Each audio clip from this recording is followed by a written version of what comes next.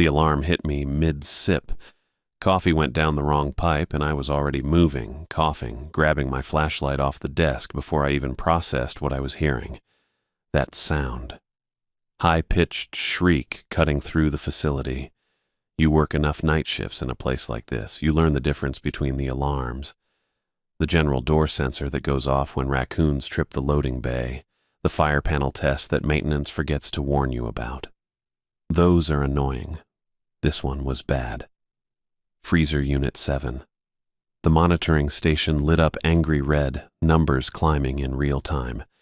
-18 should have been holding steady. Instead, I watched it tick up to -12, then -10, the display refreshing every few seconds with worse news. 20,000 pounds of halibut in there, give or take. I did the math without thinking. You work fishing boats long enough, the numbers become automatic. $32 a pound wholesale. That's $640,000 turning into rot if I didn't move. My boots hit the concrete floor hard. Steel-toed bogs, the insulated kind rated for Alaska winters. Good for the cold. Loud as hell when you're running through an empty warehouse at nearly 3 in the morning. The facility sprawled out around me, all concrete and corrugated metal, condensation dripping from overhead pipes. My breath fogged in the ambient chill. Even the hallways stayed cold here. Management saved money on heating by keeping the whole building just above freezing. Made sense for the product. Made your joints ache by the end of a 12-hour shift. I checked my watch. Habit from the boats. Always know what time it is. Always know how long until the next task. Battered Casio, the digital kind that could survive salt water and fish guts and still keep ticking. 2:47. 13 minutes. The number registered somewhere in the back of my skull even as my legs kept pumping toward Unit 7. 13 minutes until 3 o'clock. 13 minutes until that window opened up and the rules said stay out, stay away, don't go near it no matter what you hear. I'd been at Ketchikan Cold Storage for 6 weeks by then. 42 nights of checking gauges, monitoring temps, doing walk-through rounds with my flashlight and my thermos and the portable radio that only picked up 2 stations, both of them playing the same country hits from the 90s. Easy work, boring work. The kind of work you take when the salmon runs end and the Northern Promise ties up for the season and Captain Ray tells you he'll call when spring comes around. If spring comes around. The fishing industry doesn't make promises. I learned that early. You work when there's work, save what you can, hope the boat you're on doesn't go under, literally or financially. The Northern Promise had been good to me for 3 seasons. Ray ran a tight ship, paid fair, didn't cut corners on safety equipment. But the runs had been thin this year, everyone feeling it. Ray's face got grimmer every time we pulled the nets. So when Michael told me about the cold storage job, I took it. My mother's place in Juneau ran $4,000 a month. Assisted living. Nice enough facility, clean rooms, staff that actually seemed to give a damn about the residents. Izzy, she'd hate me calling her that to her face, always mom or nothing. She needed the level of care they provided. Couldn't live alone anymore, couldn't manage the stairs in the old house, couldn't remember to turn off the stove, couldn't focus. The alarm was still screaming. I rounded the corner and Unit 7 loomed ahead. Massive industrial freezer. The door a foot-thick slab of insulated steel with frost crusting the edges. The emergency light above it blinked red in rhythm with the alarm, like a heartbeat, like something trying to warn me. 13 minutes. No. 12 now. The keypad beside the door glowed green. Power was fine. The cooling system must have failed. Compressor, maybe, or a refrigerant leak. I'd seen it happen on fishing vessels. One bad seal, and you lose the whole catch. My hand went to my chest pocket before I consciously thought about it. Habit. The laminated card was there, where it always was. Michael had handed it to me on my first night, standing right where I was standing now. Different circumstances. No alarm. Just him and me and the industrial hum of machinery. 8 rules, he'd said, voice like gravel in a cement mixer. You follow them, every shift. No exceptions. The card was small, business card sized, maybe a little bigger. Typed text in that old courier font, the kind from typewriters, faded from years of handling, edges worn smooth by fingers. Laminated, sure, but even lamination couldn't stop time completely. I'd read them, tried not to laugh. Rule 1. Between 3:09 a.m. and 3:33 a.m., do not enter freezer units 4, 7, or 12 under any circumstances. Rule 2. If the radio plays music you don't recognize, turn it off immediately, and do not turn it back on until sunrise. Rule 3. The woman who calls the front desk asking for her shipment is not a customer. Hang up without speaking. It went on. 8 rules, total. Each one stranger than the last. I remember looking up at Michael after I finished reading. He stood there with his arms crossed, watching me with those pale blue eyes. The missing tip of his right ring finger caught the fluorescent light. Old injury. Never asked about it. "This a joke?" I said. "Some kind of initiation thing?" His expression didn't change. That's what got me. Most guys, if they're hazing the new hire, there's a tell. A twitch at the corner of the mouth. A glance at the other workers to make sure they're watching. Something. Michael had nothing, just that flat stare, heavy with something I couldn't name. "You think I'm joking?"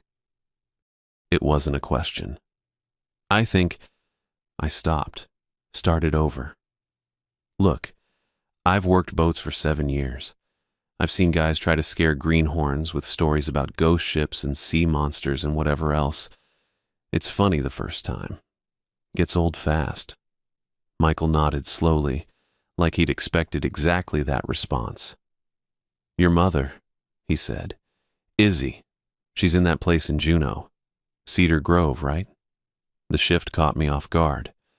"How do you know about—" "Ray told me, when he recommended you for this job." Michael's voice stayed level. $4,000 a month. That's a lot.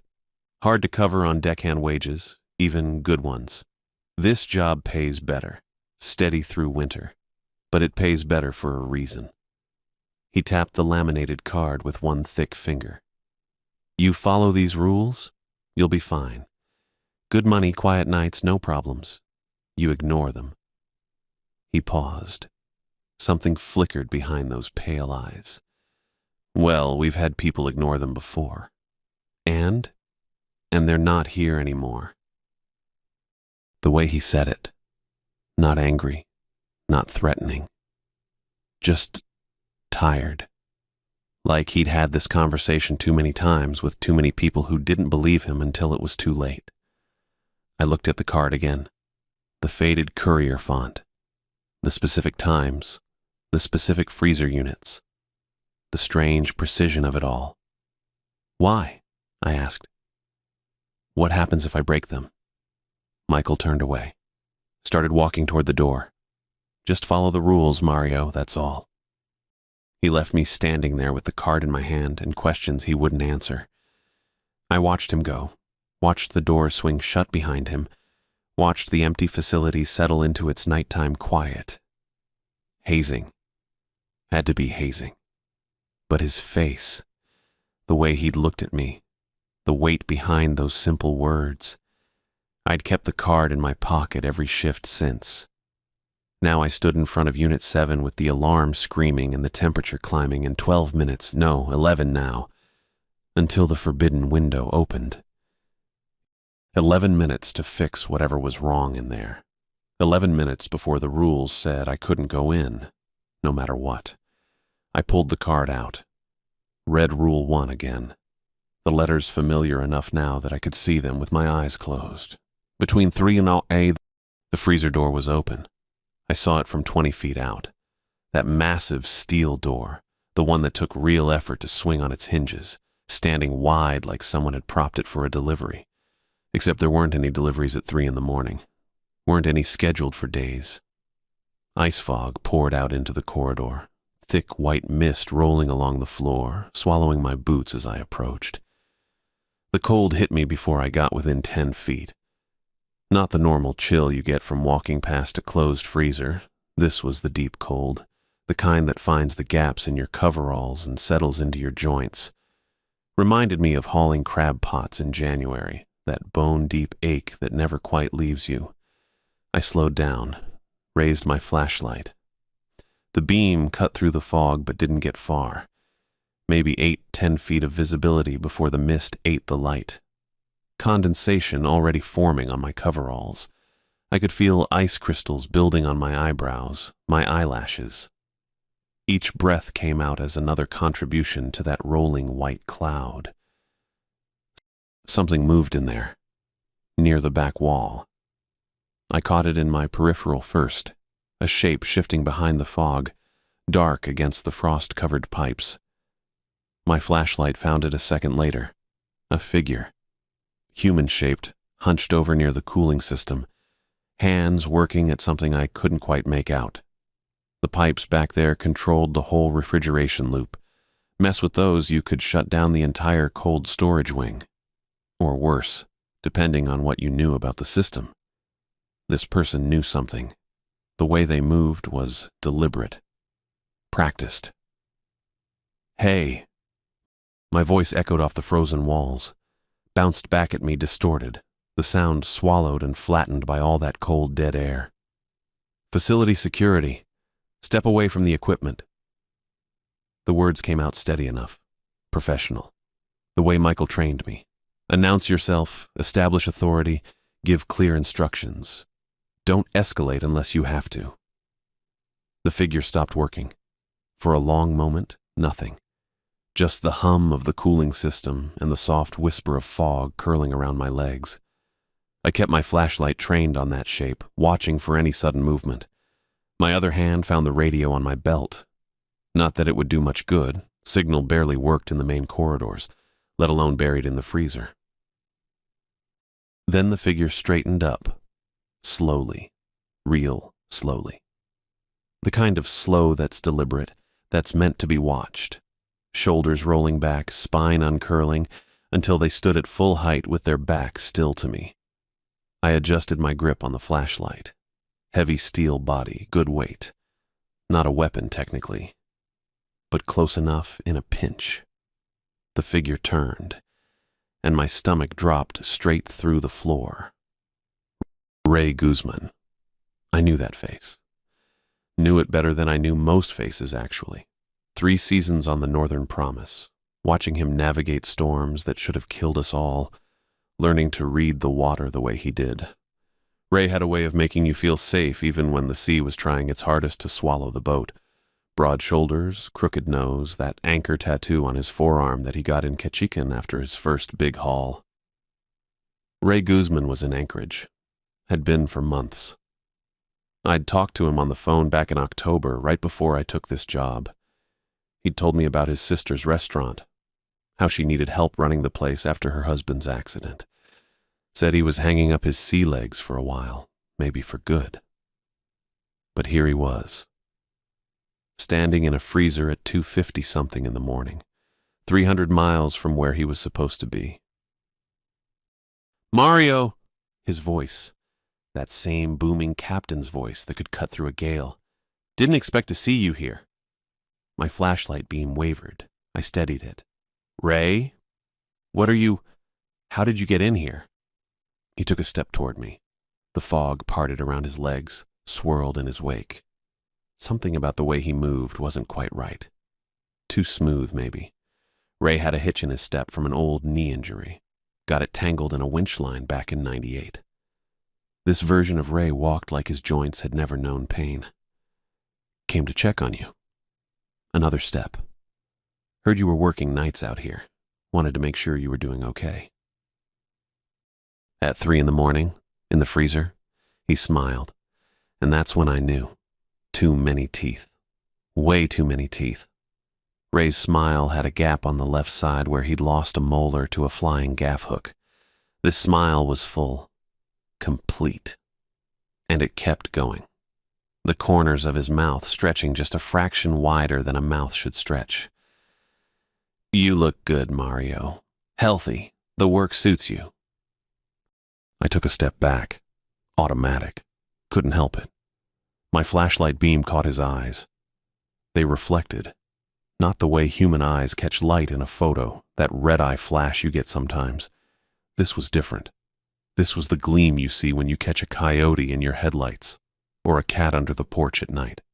That tapetum lucidum shine, the thing that lets predators see in the dark.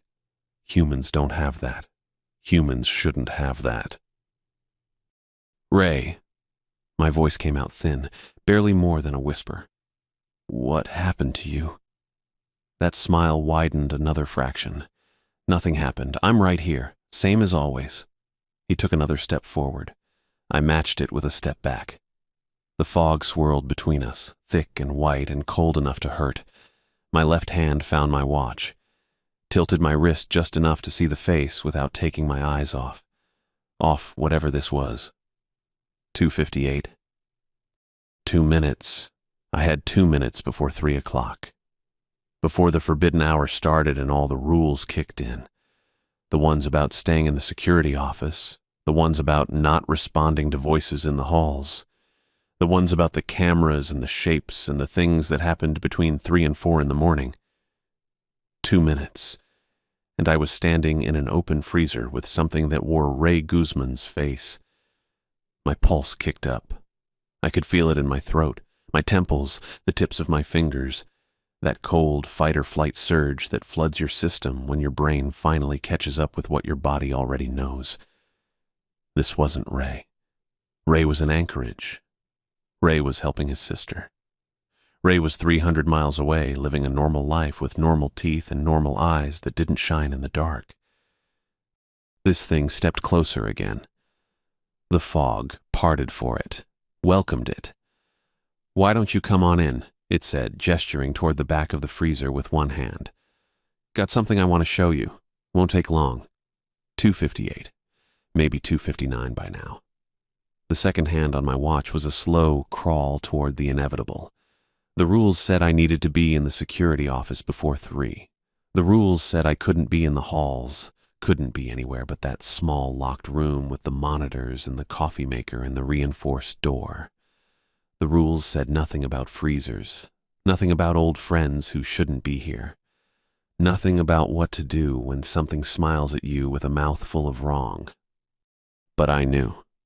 Some part of me, the same part that learned to read the sea and feel a storm coming 3 hours before it hit, that part knew exactly what this was, and it knew I had less than 2 minutes to get out. The thing wearing Ray's face opened its mouth, and 3 voices came out at once. I don't know how else to describe it.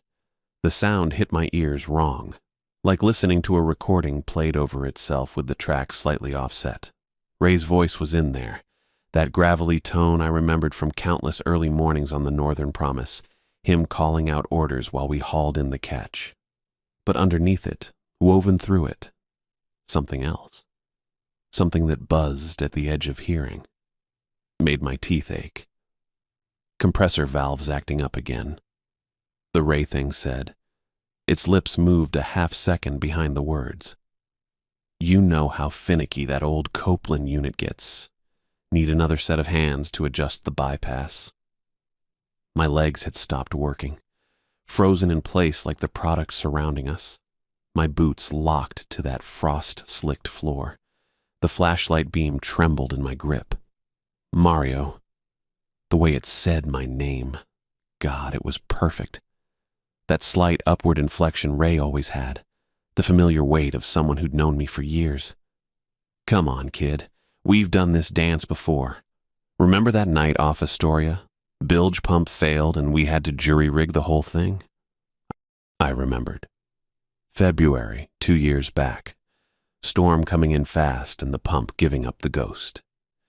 Ray and I worked shoulder to shoulder for 3 hours straight, hands numb, waves trying to throw us off our feet. We got it working again, limped into port just ahead of the worst of it. The creature smiled with Ray's mouth. "You trust me," it said. Not a question, a statement. Like it was reading the facts straight out of my skull. "Always have. I taught you half of what you know about keeping machinery running, so come over here and help me with this valve. We'll have it sorted in 5 minutes." The words made sense. They did. Standing there in that freezing fog, my brain tried to latch onto the logic of it. Compressor issues weren't unusual. Ray had worked facilities like this before. I'd heard him mention it once, back when we were still running crab pots together. And the tone, that easy confidence, the assumption that of course I'd help, because that's what crew did for each other. My hand started to lower the flashlight. Then I saw the shadow. It took me a second to process what was wrong. The overhead emergency lighting threw everything into harsh angles, casting long, dark shapes across the floor. My shadow stretched behind me, away from the light source mounted on the far wall. Normal, expected. The Ray Thing's shadow stretched toward it. I blinked, looked again. The figure stood maybe 15 feet from me, positioned between two rows of frozen pallets. The emergency light was behind it, and to the left. Its shadow should have fallen forward and right. Basic physics. The same principles that governed every sunrise I'd watched from a boat deck. Every afternoon I'd spent mending nets in the harbor. Instead, the dark shape on the floor reached backward, toward the light, like something was pulling it in the wrong direction, like the rules I'd spent 28 years learning about how the world worked didn't apply to whatever was standing in front of me. Mario? The layered voice again. Concerned now. Ray's face arranged into an expression of worry that I'd seen 100 times before. You okay, kid?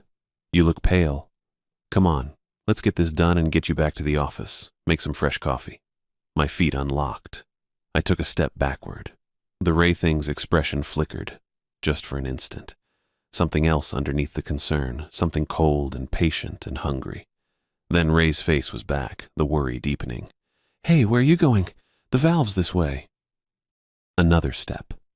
My heel caught on a ridge of ice and I nearly went down. Caught myself on a pallet, the frozen surface burning through my work glove. The flashlight beam swung wild for a second before I got it steady again. I have to...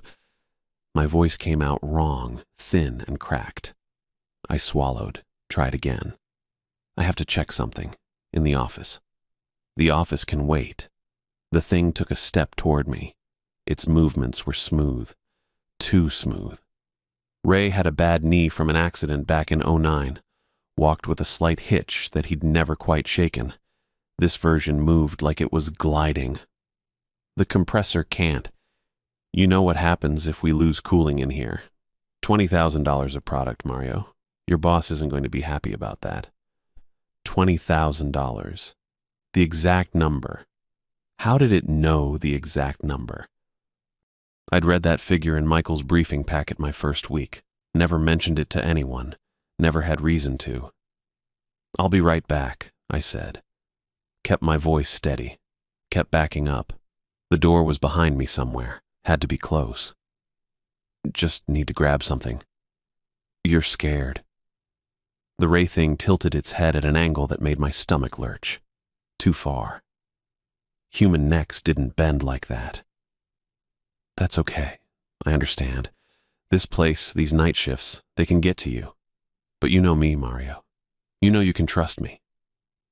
The buzzing underneath the words was getting louder, drilling into my head. We worked together, it continued. We kept each other alive when the sea tried to take us. That means something. That's a bond. So come over here and help me with this valve and everything will be fine. My back hit the door. The cold steel pressed against my spine through my coveralls. I fumbled behind me, found the handle. The Ray Thing watched me with eyes that caught the emergency light wrong, reflecting it back in colors I couldn't name. Mario. I glanced at my watch. 2:59. 1 minute. Don't do this, the thing said. The three-voice effect was stronger now. Ray's familiar tone almost drowned out by the other sounds layered beneath it. Don't leave me in here, please. Please. Ray Guzman had never said please in his life. Not once in the 3 years I'd known him. Man was too proud for it, too stubborn. Would have rather chewed glass than ask for help he didn't think he'd earned. I yanked the handle. The door swung open and I stumbled backward through it, nearly falling, catching myself on the frame. The fog poured out around me, thick and white and freezing. Through it, I could see the ray thing moving. Faster now, that gliding motion carrying it toward me with purpose. I slammed the door. The impact shuddered through my arms. I grabbed the exterior lock. Heavy-duty deadbolt that Michael had shown me on my first day. The one I'd never understood the point of until right now, and drove it home. Metal scraped against metal. The mechanism engaged with a sound that felt final. Something hit the door from the inside. Not a knock. Not a pound. A pressure, like the whole freezer was pushing outward. The steel groaned, held. I backed away until I hit the opposite wall of the corridor, slid down it until I was sitting on the cold concrete floor, knees drawn up, flashlight clutched in both hands. The temperature alarm was still screaming, that high-pitched wail cutting through everything, reminding me that the cooling system was failing, that the product inside was starting to thaw, that I'd just locked $20,000 worth of frozen seafood in a unit that might hit dangerous temperatures within the hour. $20,000. My mother's care facility cost $6,000 a month. That freezer held more than 3 months of her treatment. More than 3 months of the medication that kept her lucid, the therapy that helped her remember my name most days, the staff that made sure she ate and bathed and didn't wander off in the middle of the night. I'd sealed it all inside with something that wore Ray Guzman's face. My hand found my pocket, found the laminated card. I pulled it out and read Rule 1 again, the words swimming in my vision until I blinked them clear. Between 3 a.m. and 3:33 a.m., do not enter freezer unit C under any circumstances. The alarm kept screaming. The pressure against the door had stopped. Or maybe I just couldn't feel it from here. Either way, the steel wasn't moving anymore. Whatever was on the other side had gone quiet. I looked at my watch. 3:01. The window had started. 32 minutes until it ended. 32 minutes where I couldn't go back in there no matter what. The product might survive, might not. Depended on how bad the compressor issue really was, whether it was a total failure or just a hiccup. Michael would have answers in the morning. Explanations. Probably a write-up for my file, maybe worse. But I was still sitting here. Still breathing. Still myself. I'd spent 4 years on fishing boats learning to trust my instincts. Learning that the sea would kill you the moment you ignored the signs it was sending. A good deckhand paid attention. A good deckhand survived. The rules were explicit. Someone had written them for a reason. Someone who knew what happened between 3 and 3:33, who understood what lived in freezer unit C during those minutes. I chose to trust them. Over $20,000. Over 3 months of my mother's care. Over everything I thought I knew about shadows and light and the faces of old friends. I sat there in that corridor with the alarm screaming overhead and the laminated card clutched in my frozen fingers, and I waited for the window to close. The first impact came maybe 30 seconds after the door sealed. I was still standing there in the corridor, my breath coming out in clouds, the laminated card gripped so tight my knuckles had gone white. Part of me was waiting for, I don't know, some kind of confirmation that I'd done the right thing, that locking that door had been the correct call. What I got instead was a sound that'll stay with me until the day I die. Metal screaming. That's the only way I can put it. The freezer door buckled outward, the steel bowing like something had hit it with a battering ram. Frost that had built up around the frame cracked and fell in sheets, shattering against the concrete floor. The impact echoed through the corridor, bounced off the walls, filled every inch of space with violence. This wasn't knocking. The rules had warned about knocking. Polite knocking, they'd said. Rhythmic patterns. Something designed to make you think a colleague needed help. This was rage given form.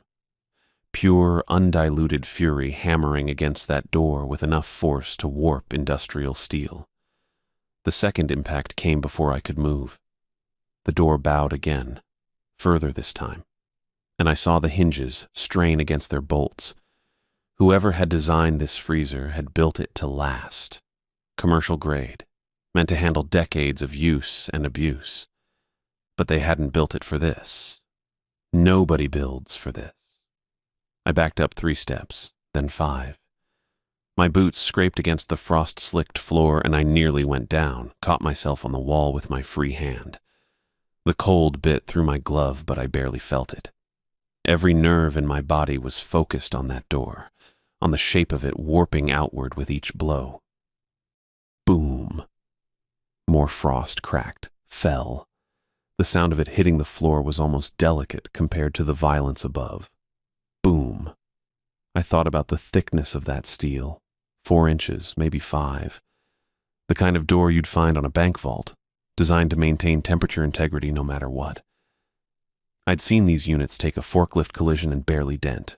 Boom. The center of the door was starting to show a visible bulge now, like something pressing against a membrane, like something trying to birth itself through solid metal. I ran. The break room was maybe 200 feet from Freezer Unit 7, far enough that the impacts became muffled, not far enough that I couldn't feel them through the floor. I slammed the door behind me and stood there for a second, chest heaving, trying to get my thoughts in order. The fluorescent lights buzzed overhead. That same 60 hertz hum I'd heard every night for 3 months. The coffee maker sat on the counter, half a pot still warm from when I'd made it hours ago. Everything looked normal. Mundane. The kind of room where you ate a sandwich and complained about the weather. But I could feel the impacts. Every few seconds, a tremor running through the concrete, through my boots, up into my bones. I pulled out the laminated card. My hands were shaking bad enough that I had to flatten it against the table to read it. The words swam for a second before settling into focus. Rule 1. The window. 3 to 4 a.m. Don't enter, don't acknowledge, don't engage. Rule 2. Temperature fluctuations. Stay away from affected units. Rule 3. The knocking. If you hear knocking from inside any storage unit during the forbidden window, do not investigate. Do not respond. The sound is designed to elicit a rescue response. There is nothing inside that requires rescue. I stared at that last line. Read it again. There is nothing inside that requires rescue. Another impact shook the floor. Distant but present. Insistent. Whatever was in there, it wasn't knocking anymore. It had given up on pretense. Given up on trying to trick me into opening that door. Now it was just trying to break through. And I checked my watch, squinting at the face in the fluorescent light. 47 minutes until the window closed. 47 minutes. I sank into one of the plastic chairs and put my head in my hands. Time moves different when you're scared. I learned that on the water. Storms that felt like they lasted days when they were really just a few hours. Moments of crisis that stretched into eternities. Your brain does something to the clock when it thinks you might die. Slows everything down so you can process, react, survive. This was the opposite. Every time I checked my watch, expecting 10 minutes to have passed, it had been 2. Sometimes less. The seconds crawled by like they were wading through mud, each one taking forever to tick over into the next. And the whole time, that pounding continued. It wasn't constant. That was almost worse. If it had been steady, rhythmic, I could have tuned it out, made it background noise. But it came in bursts. 3 or 4 massive impacts. Then silence. Just long enough for me to start hoping it had stopped. Just long enough for my shoulders to drop a fraction of an inch. Then it would start again. I tried to think about other things. Izzy. Her room at the assisted living place, the way she'd arranged her photos on the windowsill. The check I'd be able to send her next week. The look on her face when I'd told her I got this job. How she'd squeezed my hand and said she was proud of me. Boom. Boom. Boom. I thought about the Northern Promise. The way Ray used to stand at the helm during rough weather, feet planted wide, reading the waves like sheet music. The smell of diesel and salt. The sound of the crew laughing in the galley after a good haul. Boom. I thought about Monica Solomon, that voice on the phone, the desperation in it, the way she'd said they got inside like it meant something specific, something terrible. Boom, boom. I thought about the Meridian Star sitting at the bottom of the ocean with all hands lost, and I wondered what they'd heard in those final moments, what they'd seen. The impacts were getting weaker. I noticed it around 3:45. The tremors through the floor weren't as strong. The sound was duller, less violent, like whatever was throwing itself against that door was starting to tire, or like it was changing tactics. I stayed in my chair, kept my eyes on my watch, counted the seconds, 3:50, 3:52, 3:55. The pounding had stopped completely now. The silence was somehow worse. At least when it was making noise, I knew where it was. I knew it was still contained. Now, I didn't know anything. 3:58, 3:59. I held my breath. Watched the second hand crawl around the face of my watch, each tick taking a lifetime. 4 o'clock. 1 more minute. Michael had been specific about that.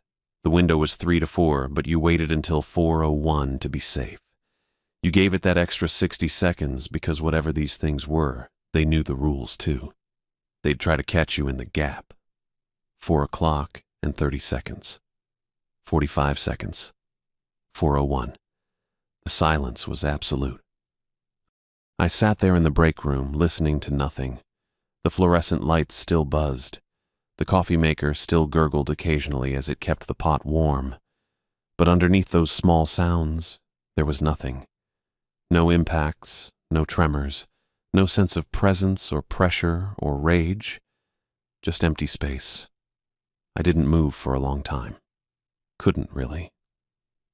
My body had locked up somewhere in the last hour, muscles frozen in a state of perpetual readiness.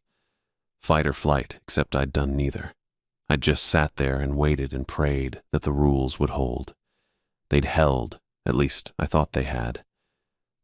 The card was still on the table in front of me. I looked at it again, at the neat typed lines, at the matter-of-fact language describing impossible things. Whoever had written this, Michael or someone before him, they'd known. They'd understood what happened in this facility during certain hours, and they'd figured out the rules, the logic, the patterns that kept you alive. I owed them my life. Probably. But I still had to check. The thought sat in my stomach like a stone. I couldn't just stay in the break room until my shift ended. Couldn't pretend the last hour hadn't happened. There was a freezer unit out there that might be damaged, might be compromised, might be... I didn't let myself finish that thought. I stood up. My legs felt weak, shaky, like I'd just run a marathon. The laminated card went back in my pocket. I grabbed my flashlight from where I'd set it on the table, tested the beam against my palm. Still working. Small mercies. The corridor outside the break room was empty, silent. The emergency lights had clicked off at some point, replaced by the normal fluorescent strips. Everything looked exactly the way it had when I'd started my shift hours ago. Except it didn't. Not really.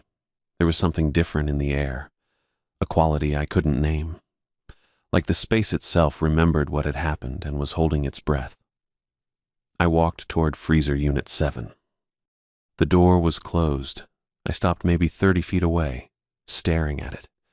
The massive steel door that had been bowing outward with each impact, that had looked ready to tear off its hinges. It was sealed, flush with the frame. Frost already forming around the edges again like nothing had happened. But I could see the marks, dense in the metal, shallow but visible, a pattern of impacts that traced the outline of the violence I'd witnessed. The center of the door had a slight convexity to it now, a permanent warp that would probably need to be repaired. Evidence, proof that I hadn't imagined it. I approached, slowly. one step at a time. My flashlight beam played across the door, picking out details. The frost on the floor where sheets of ice had cracked and fallen. The way the hinges sat slightly crooked in their housing. The temperature readout on the wall panel. I stopped, looked at that readout again. -18 degrees Celsius. Exactly where it should be. Exactly where it had been before the alarm went off, before any of this started. The system was showing green across the board. No fluctuations, no warnings, no indication that anything had gone wrong. That was impossible. I'd seen the readings earlier, the temperature spike, the red warnings flashing on every panel. Something had changed inside that unit. Something significant enough to trigger a facility-wide alarm. Now it showed normal, like the system had repaired itself, like whatever had caused the spike had simply stopped, or been contained, or I didn't want to think about what else it might mean. My hand was on the door handle before I consciously decided to move. The metal was cold through my glove, cold enough that I could feel it seeping into my palm, into my bones. I stood there for a long moment, gripping that handle, staring at the door that had tried to tear itself apart an hour ago. The rules didn't say anything about after the window closed. They just said don't enter during, don't acknowledge, don't engage. It was 4:07 now. The window was closed. The rules should apply differently. Should. I tightened my grip on the handle, took a breath, steadied myself, and pulled. The door swung open easier than it should have. That was my first thought. After all that pounding, that relentless assault against the steel, I expected resistance, damage, something jammed or bent or broken. But the handle moved smooth in my grip and the door swept inward on its hinges, letting out a breath of frozen air that hit my face and made my eyes water. I stood there on the threshold, didn't move forward, just looked. The halibut sat in their frozen rows, same as they had when I'd walked through earlier. Massive white slabs laid out on pallets, their skin crusted with ice crystals, their dead eyes staring at nothing. I counted the rows without meaning to. 6 across, 8 deep. Standard arrangement. Nothing disturbed. The fluorescent tubes hummed overhead, casting that flat industrial light that made everything look like a photograph. No shadows moving. No shapes lurking between the stacks. Just the fish and the cold and the endless white of frost covering every surface. I stepped inside. My boots crunched on the floor. Ice under rubber. That familiar sound of walking through a freezer in winter, except now it carried a different weight. Every footfall felt deliberate. Every echo felt like an announcement. Here I am. Came back in. Hope you're gone. The temperature wrapped around me. -10, maybe colder. The kind of cold that finds every gap in your coveralls, every exposed inch of skin, and starts working on it immediately. I'd spent enough winters on deck to know how fast frostbite could set in when you weren't paying attention. 30 minutes with wet gloves and you'd lose feeling in your fingers. An hour and you might not get it back. I scanned the space, methodical. The way you check a hold after rough seas to make sure nothing shifted. Walls first. Smooth white panels, no marks, no scratches, no sign that anything had been slamming against them from the inside. Then the ceiling, pipes and fixtures all intact. Then the floor. The floor. I stopped walking. 3 feet from the entrance, carved into the frost coating the concrete, were 2 words. Each letter stretched maybe 3 feet tall, gouged deep enough that I could see the gray surface underneath. The edges were clean, precise, not scratched out in a frenzy, but drawn with deliberate care. She's coming. I read it twice, 3 times. My brain kept trying to make it say something else, something that made sense in the context of a normal night at a fish processing facility. Vandalism. A prank from one of the day shift guys. Someone's idea of a joke. But I knew it wasn't. The frost was already trying to reclaim the letters, new crystals forming at the edges. In an hour, maybe two, the message would be buried again, hidden under a fresh layer of white. She's coming. Who? The thing wearing Ray's face had been male. Sounded male anyway, underneath those layered voices. The rules didn't mention a she. Michael hadn't mentioned. The phone rang. I jumped. Actually jumped, my feet leaving the ground for a half second before I caught myself. The sound was so out of place in that frozen silence that my body reacted before my brain could process what I was hearing. Sharp electronic trill bouncing off the walls, echoing through the space. The emergency phone. Red plastic housing mounted on the wall near the entrance. I'd passed it 100 times without really seeing it. Rule 6. I could picture the laminated card even though it was still clutched in my frozen fingers. The emergency phone only accepts incoming calls.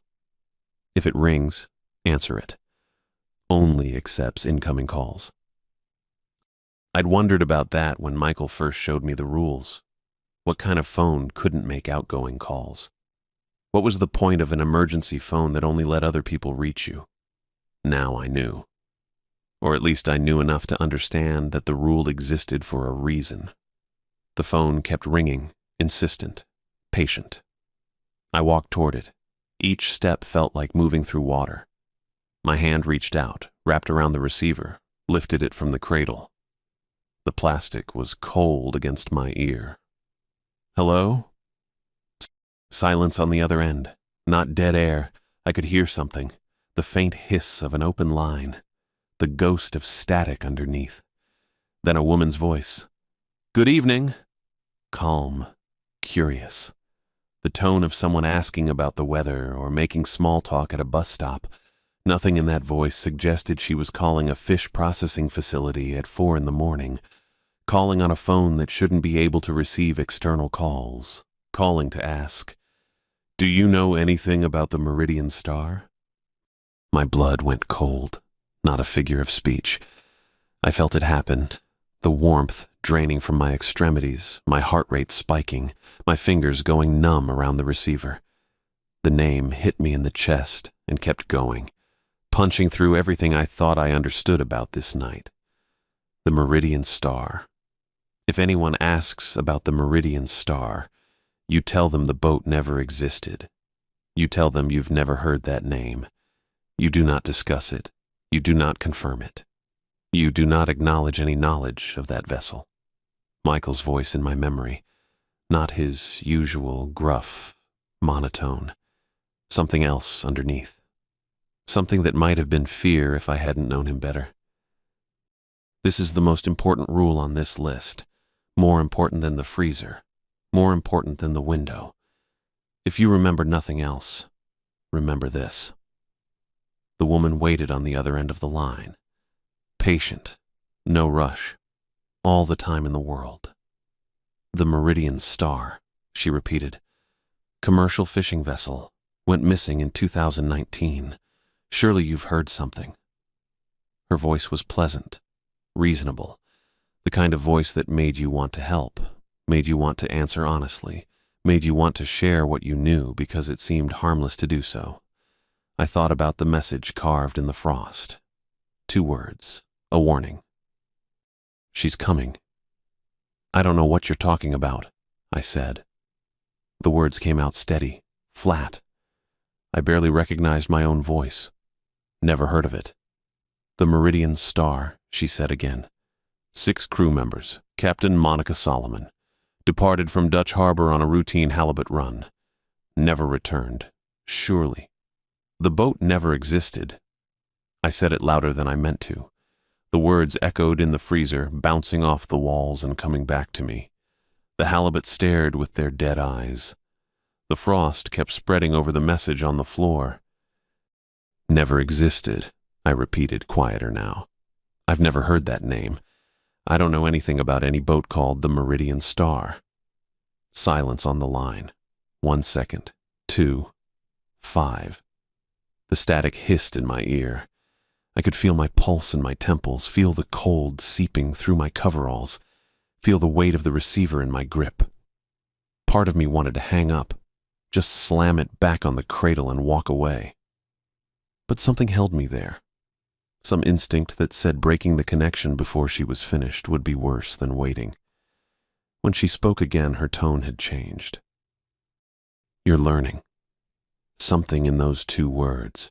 Not quite approval, not quite praise. Something older. Something that had been testing me and found the results acceptable. "That's good," she continued. "Most of them don't learn fast enough." I opened my mouth, wanted to ask what that meant. Who else she'd called? What happened to the ones who answered wrong? The line went dead. Just like that. No click, no disconnect tone. One moment her voice was there, and the next there was nothing but silence. The kind of silence that feels like a presence all on its own. I stood there with the receiver pressed against my ear, listening to nothing, trying to make sense of what had just happened. She's coming. I looked at the floor. The letters were already half buried under new frost. I hung up the phone. The dial tone droned in my ear for a good 30 seconds before I hung up. I stood there in the corridor with the receiver still warm against my palm, staring at the frost on the floor. The letters were disappearing fast now, the facility's heating system doing its job, circulating warm air through the vents overhead, melting the evidence of whatever had just happened. In another minute or two, there wouldn't be anything left. Just wet concrete. Just a floor like any other floor. She's coming. I didn't know what that meant. Part of me didn't want to know. I checked the call log. The phone system at Ketchikan Cold Storage wasn't anything fancy, an old Panasonic unit that had probably been installed sometime in the early 90s, the kind with a small LCD screen that showed incoming numbers in green text. I'd used it maybe a dozen times since I started working here, mostly to call Michael when something came up that wasn't in the manual. The screen showed the last 5 calls. Outgoing to Michael's cell at 11:42 the night before. Outgoing to the main office at 9:15 3 days ago. A few others I recognized from the previous week. No incoming number for the call I just answered. I scrolled back. Checked again. Nothing. The phone had rung. I'd picked it up. A woman's voice had asked me questions about the rules. Had tested me. Had said things that made the hair on my arms stand straight up. And according to the call log, none of it had happened. I set the receiver back in its cradle, took a breath, let it out slow. Okay. The rest of my shift passed in a kind of haze. I did my rounds, checked the temperatures, logged everything in the binder the way Michael had taught me. But my mind kept circling back to that voice, the calm in it, the way she'd said my name. "You're learning, Mario." I didn't go home when my shift ended. The morning crew came in around 6. 2 guys I barely knew, middle-aged and quiet. The kind who'd been doing this work long enough that they didn't need to talk about it. They nodded at me on their way past. I nodded back. Normal. Everything normal. But instead of heading to my truck, I found myself walking toward the administrative wing. The historical files were kept in a storage room behind the main office. I'd never been in there before. Never had a reason to. But I knew it existed because Michael had mentioned it once, back during my first week. Something about old permits and inspection records. The kind of stuff nobody looked at unless they had to. The door wasn't locked. Inside, the room smelled like old paper and dust. Metal shelving units lined the walls, crammed with cardboard boxes and manila folders and 3-ring binders going back decades. No windows. Just a single fluorescent fixture overhead that flickered twice before settling into a steady hum. I didn't know exactly what I was looking for, but I knew where to start. The woman on the phone had asked me about Rule 3, the one about the voice from Freezer Unit 7. She'd asked me whose voice it would use, and I'd told her the truth. Ray Guzman, my old captain from the Northern Promise. A man who'd been dead for 2 years, but she'd known about the rules. Known them well enough to test me on them. which meant she had some connection to this place, some history. I started with the oldest boxes I could find. The newspaper clipping was buried in a folder labeled Incident Reports, 1987. I almost missed it. The folder was thick with documents, insurance claims, inspection reports, handwritten notes on yellow legal paper. The kind of paperwork that accumulates when something goes wrong and everyone scrambles to cover themselves. I was flipping through it mostly on autopilot, not really expecting to find anything, when a headline caught my eye. Fishing vessel. Vanishes in Tongass. Narrows, all hands lost. The clipping was from the Ketchikan Daily News dated November 15, 1987. The paper had yellowed with age, gone soft at the edges, but the text was still readable. I sat down on an overturned crate, read the whole thing. The Meridian Star had been a commercial fishing vessel, 62 feet, working the waters around Tongass Narrows. On November 12th, it had departed Ketchikan Harbor for what should have been a routine 3-day trip. It never came back. The Coast Guard search lasted 9 days. They found debris, a life ring, some personal effects floating in the current. But no bodies, no survivors, no explanation for what had happened. 7 crew members, all presumed dead. The article listed their names. I read through them slowly, my finger tracing the faded print.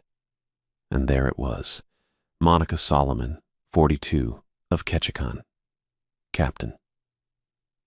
I stopped breathing. The article included a photograph, grainy, black and white, the kind of image that doesn't reproduce well on newsprint, but I could make out the details. A woman standing on a dock, angular features, hair whipping in the wind. She was wearing a yellow rain slicker. Described by colleagues as an experienced mariner, the article said. Solomon had been fishing these waters for over 20 years. No distress call was ever received. I read it again. Then again. Monica Solomon, captain of the Meridian Star, lost at sea in 1987. 37 years ago. And last night, she'd called me on the phone. I returned for my next shift at 11 that night. Michael was there when I arrived, standing by the time clock with a cup of coffee in his hand. He looked the same as always. Flannel shirt, worn Carhartt jacket, that weathered face that had seen more than it would ever say. His pale blue eyes tracked me as I walked in. I didn't know what to tell him, didn't know if I should tell him anything. But he saw the laminated card tucked in my shirt pocket. The corner was poking out, visible against the dark fabric of my coveralls. I'd been carrying it with me since that first night, keeping it close, checking it, whenever the doubt started creeping in. Michael's gaze lingered on it for a moment. Just a moment. Then he nodded. That was it. No questions. No conversation about what had happened during my shift, about the alarm that had gone off, about whatever the morning crew might have noticed when they came in. Just that single nod, like he already knew, like he'd been waiting to see if I'd make it through. Temps look good, he said. Should be a quiet one. Yeah. He finished his coffee, set the mug down, headed for the door. I watched him go, and I thought about asking. Thought about saying her name, Monica Solomon, and seeing what happened to his face. But something stopped me. The same instinct that had kept me from opening that freezer door. The same voice in the back of my head that said some things weren't meant to be spoken aloud. Michael paused at the exit. Didn't turn around. You did good, he said. Keep doing good. The door swung shut behind him. The rules had kept me alive. I understood that now. Understood it in a way I hadn't before, back when Michael first handed me that laminated card and told me to memorize every word. I'd thought they were guidelines, suggestions, the kind of thing management puts together to cover their liability. But they weren't guidelines. They were survival. Whatever haunted Ketchikan cold storage, whatever lived in those freezers, whatever walked those corridors between 3 and 4 in the morning, It had tested me, pushed me, thrown everything it had against that door while I stood on the other side and refused to open it. And I'd passed. I didn't know what that meant exactly. Didn't know if worthy was the right word. But I was still here, still breathing, still showing up for my shifts, and doing my rounds and sending money home to Mom every 2 weeks. That was enough. It had to be enough. I still heard the pounding sometimes. Not every night. Maybe once a week, sometimes less. But on certain shifts, the ones where the fog rolled in thick off the water, where the temperature dropped just a few degrees lower than it should, I'd be walking past Freezer Unit 7 and I'd hear it. That same rhythm. Slow at first, then faster. The metal would groan under the force of it, the door shuddering in its frame, and I'd feel that pull in my chest. That urge to investigate, to find out what was really in there, what was making that sound, what wanted so badly to get out. I didn't go. I'd stop in the corridor, check my watch, confirm it was inside the window. Because it was always inside the window, always between 3 and 4, always exactly when the rules said it would happen, and then I'd turn around and walk the other way. The pounding would continue behind me, sometimes for minutes, sometimes longer. I learned not to listen. There's a thing that happens when you work a job long enough. You stop asking why. You stop wondering about the reasons behind the rules, the history of the place, the stories that nobody tells but everyone knows. You just do the work. Clock in, clock out, go home. That's what I did. I filed the newspaper clipping back where I found it, put the folder in the box, put the box back on the shelf, turned off the light in the storage room, and walked away. Monica Solomon had been dead for 37 years. Her ship had vanished with all hands in waters I'd fished myself, waters I knew, waters that could swallow a vessel whole and never give it back. Whatever she was now, whatever called me on that phone, whatever tested me with questions about the rules, it wasn't something I could understand. And that was okay. Some questions were better left unanswered. I learned that lesson in a corridor at 3 in the morning, with frost on the floor and a woman's voice in my ear. I learned it watching letters melt into nothing, watching evidence disappear, watching the call log show an empty space where a conversation should have been. I learned it, and I didn't forget. Mom's bills kept coming. The facility kept running. The rules kept working. And I kept showing up.